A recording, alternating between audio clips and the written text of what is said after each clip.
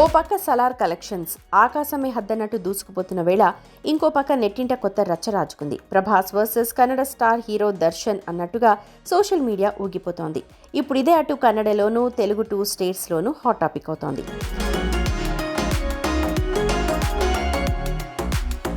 ప్రశాంత్ నీల్ డైరెక్షన్లో ప్రభాస్ చేసిన most awaited movie Salaar. రీసెంట్గా రిలీజ్ అయి ఈ మూవీ 600 కోట్లకు పైగా కలెక్షన్స్ రాబట్టింది. ప్రభాస్ కలెక్షన్ స్టామినాను మరోసారి ఇండియన్ ఫిల్మ్ మేకర్స్కు తెలిసేలా చేసింది. అయితే ఈ మూవీ రిలీజ్కి ముందు కన్నడ స్టార్ హీరో దర్శన్ కొన్ని కాంట్రో కామెంట్స్ చేశారు. సలార్ను ప్రభాస్ను కాస్త తక్కువ చేసినట్టు మాట్లాడారు. తన సినిమా కాటేరానే హిట్ అవుతుందన్నట్టు చెప్పారు.